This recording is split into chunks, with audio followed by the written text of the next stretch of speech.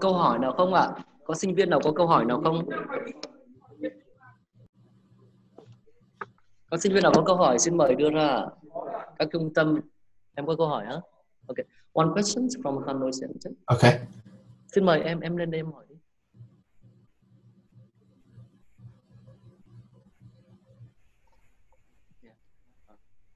Vâng, xin thầy cũng cho biết quan điểm của thầy về vấn đề cứu rỗi đối với những người ngoại Do Thái giáo và Cơ đốc giáo. Theo tinh thần của Roma chương 2 đấy. You would like to know about your perspective on salvation for the Gentiles based on the Roman chapter 2. My perspective on salvation for the Gentiles, yep, based on Romans chapter 2. Yep. Okay. I'm not 100% sure what he means, but I'll give it a stab at. Okay. Tôi cũng không chắc lắm về cái ý câu hỏi, hàm ý câu hỏi của cậu, nhưng mà tôi sẽ cố gắng. Okay. For Paul, God's covenant begins with Israel, right? That's the people with whom he established a covenant relationship from the law through the prophets and on. Tôi nghĩ rằng là đối với Phaolô thì cái giao ước mà Đức Chúa Trời thiết lập trước hết là với dân Israel. And yet, for Paul, sin is a universal problem, and Christ is the universal solution to that problem. Mặc dù vậy, đối với Phaolô thì tội lỗi là một vấn đề mang tính chất toàn cầu, và Đấng Christ cũng là cái giải pháp mang tính chất toàn cầu. In my view, that is the point of the whole argument from Romans 1:18 through 3:20.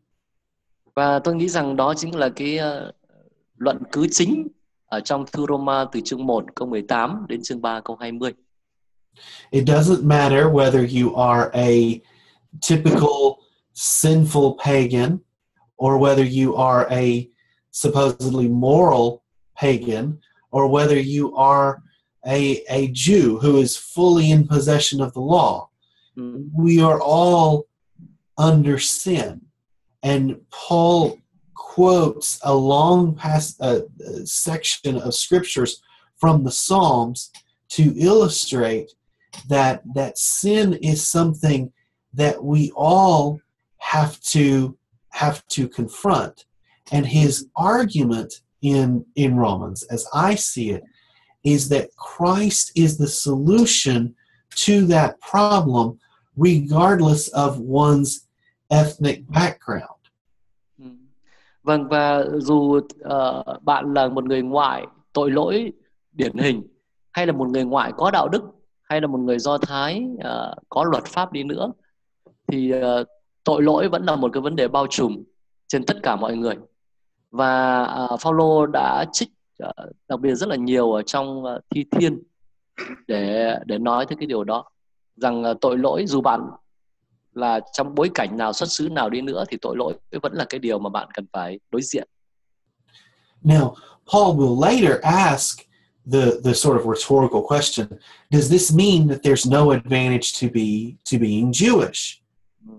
Sau đó Phaolô có đưa ra một cái câu hỏi mang tính chất hùng biện, đó là nói như vậy thì có phải có nghĩa rằng là người Do Thái thì không có cái lợi thế gì sao? And his answer is, in fact, yes, there is an advantage. Và câu trả lời của ông là có, trên thực tế là có những lợi thế khi là người Do Thái. That advantage is the fact that the Jewish people possess the law, and more importantly, that they have this long-running covenant relationship with God that's expressed through the giving of the law and the sending of the prophets, etc. Và cái lợi thế đó là ở chỗ là những người Do Thái họ có luật pháp, Đồng thời đặc biệt quan trọng hơn nữa là họ có một cái lịch sử, một cái giao ước lâu dài với lại Đức Chúa Trời. Và vì vậy, từ xuất phát từ cái giao ước đó mà có luật pháp được ban ra, cũng như là cái việc Đức Chúa Trời đã sai phái đến các tiên tri vân vân. But that advantage will not profit the individual Jewish person anything if they do not use that advantage to direct themselves towards Christ. Nhưng mà những cái lợi thế đó sẽ không mang lại lợi ích gì cho mỗi một người Israel theo tư cách cá nhân, nếu như họ không sử dụng tất cả những cái lợi thế đó để giúp mình đi hướng về Đấng Christ. In fact, that's Paul's argument in Galatians 3:22 through 29. The law was given to direct people towards Christ.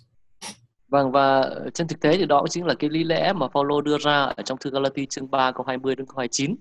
Sau đó nói đến việc là luật pháp đã được ban ra để chỉ cho người ta, hướng người ta về với Đấng Christ. I hope that helps. Tôi hy vọng rằng cái phần trả lời đó giúp ích gì đó cho bạn.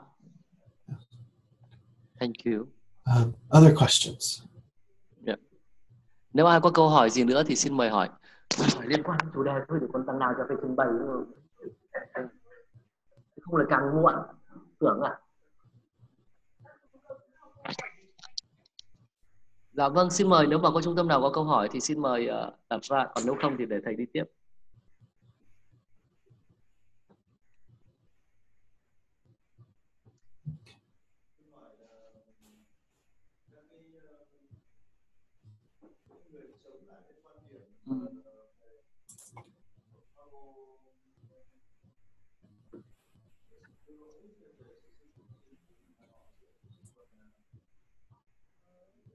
Không có chống, tức là chống lại quan điểm cũ của Phaolô. Thì họ dựa trên cái gì, đúng không?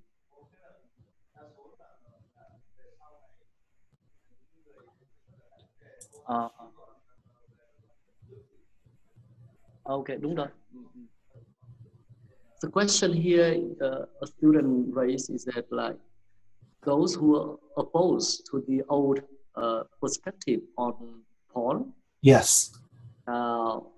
On what sources they rely on? They base on, yeah. Okay.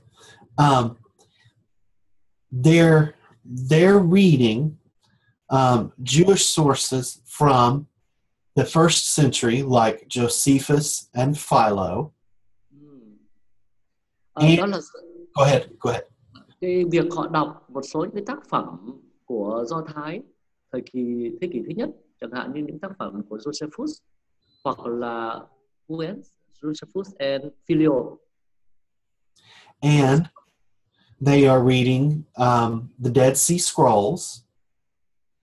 Cũng như là họ đọc các cái cuốn sách ở biển chết đó. And they are reading, and the Dead Sea Scrolls date from the 1st century BC and the 1st century AD. Yeah. Ở trong những cuốn sách biển chết, họ tìm thấy những tài liệu được viết ở cả thế kỷ thứ nhất trước công nguyên và thế kỷ thứ nhất sau công nguyên. And they are reading rabbinic literature from the 2nd and 3rd centuries AD. Và họ đọc what literature? Rabbinic literature of the rabbis. Okay. Và họ đọc những cái tác phẩm của các rabbi vào thế kỷ thứ 2, thế kỷ thứ 3 nữa.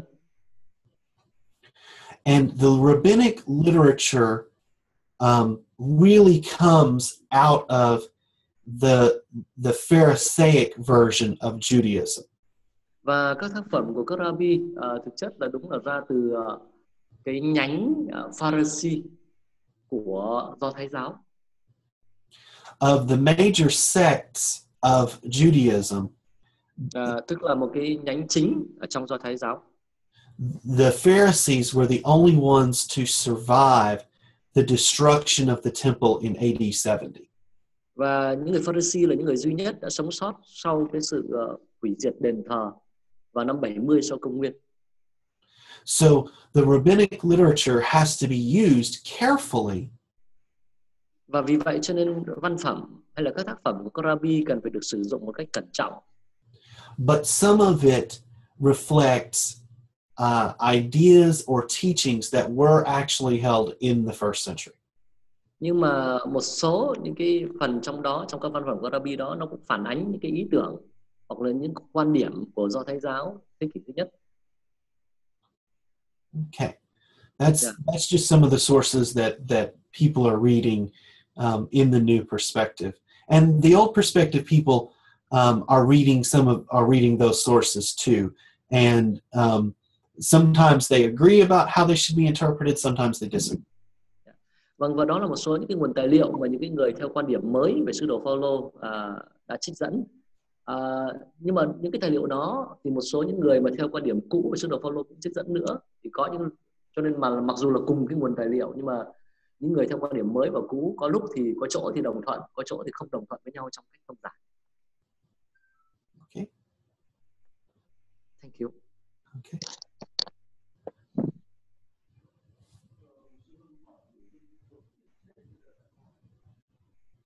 A question about you mentioned about the scroll of the Dead Sea Scroll, right? Yes. Are they available in English now?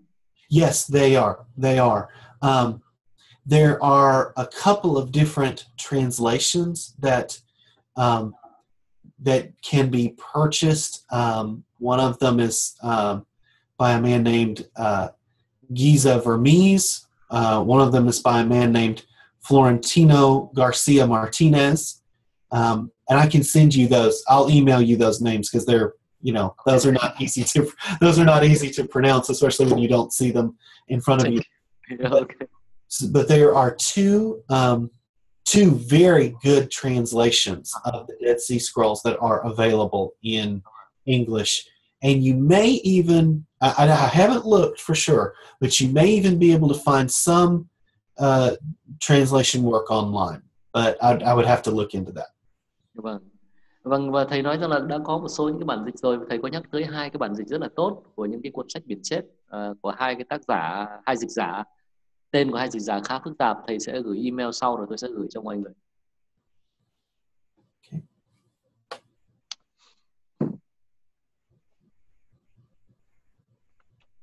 Yep. Okay. Yeah, I think we can move forward. Okay. So, this whole discussion really moves us quite nicely into our discussion of themes